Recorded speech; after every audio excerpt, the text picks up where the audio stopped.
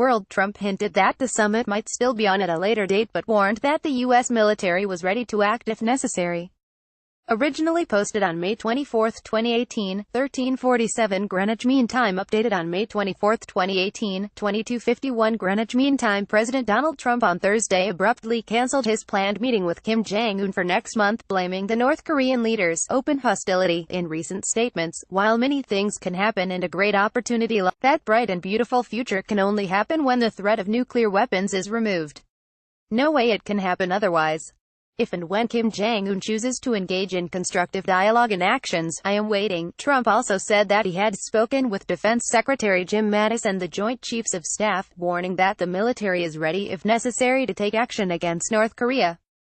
Trump's comments echo those he wrote in a letter to the North Korean leader released Thursday. Sadly, based on the tremendous anger and open hostility displayed in your most recent statement, I feel it is inappropriate, at this time, to have this long-planned meeting. Trump wrote. Therefore, please let this letter serve to represent that the Singapore summit, for the good of both parties, but to the detriment of the world, will not take place, North Korea's Vice Foreign Minister, Kim Ki-gwan, said. In a statement Friday that while the decision to cancel the meeting was unexpected, North Korea was still willing to talk with the U.S. at any time, according to the state-run Korean Central News Agency. Kim said North Korea's goal to bring stability to the Korean peninsula remains unchanged. The historic, unprecedented summit had been slated for June 12 in Singapore. The president then tweeted a copy of his letter to the @RealDonaldTrump Twitter account, misspelling Kim Jong-un's name in the process. He later deleted the tweet and sent another with the correct spelling. In a call with reporters on Thursday, a senior White House official said that Trump dictated every word of the letter himself. Trump's move to pull out of the summit aligns with the advice on backing away from negotiations he gives in his book, The Art of the Deal. Following the announcement Thursday morning, a source close to Trump told BuzzFeed News, the book is a bestseller for a reason. The tactics work. Former Trump campaign advisor Sam Nunberg tweeted that the cancellation was a genius tactical move, and that Trump had laid the little rocket man for his sucker. Some others who have been around the president were more skeptical of Trump's decision Thursday.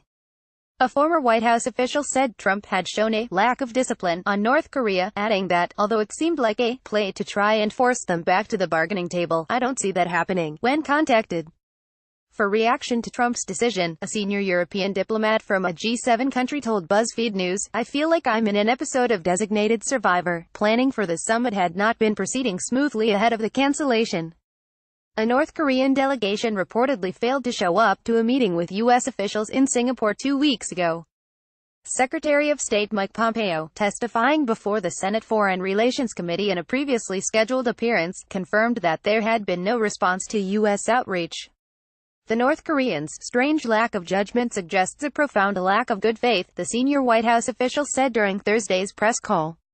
The president was always clear that he was prepared to walk away from this meeting. South Korea, meanwhile, seemed blindsided by the sudden shift.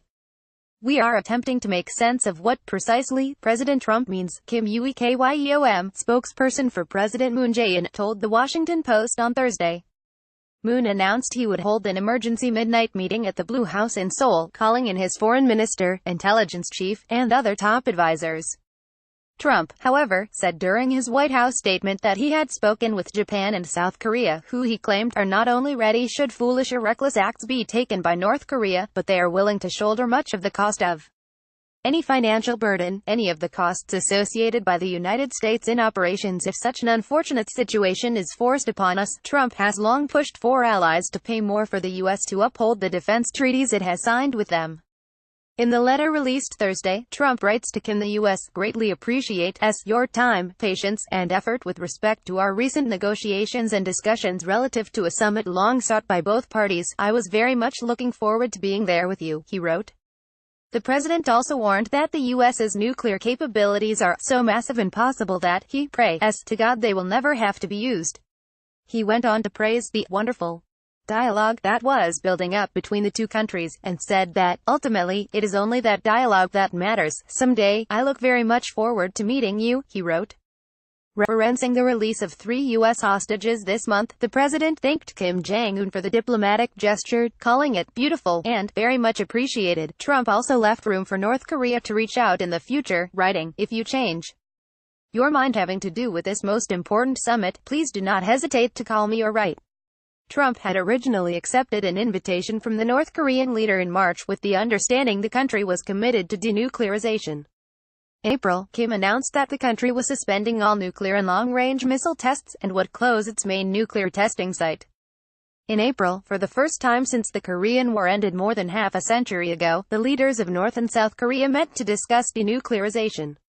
But comments from White House National Security Advisor John Bolton in May led to threats from North Korean officials to call off the planned summit, stating that the country was not interested in the U.S. making a one-sided demand that North Korea give up its nukes. Vice President Mike Pence repeated that assessment on Fox News on Tuesday, prompting a top North Korean official to issue a statement blasting him as a political dummy. Wednesday night's statement, which reportedly enraged Trump, was the first communication from the North Koreans that the White House had seen in a week, the senior official said.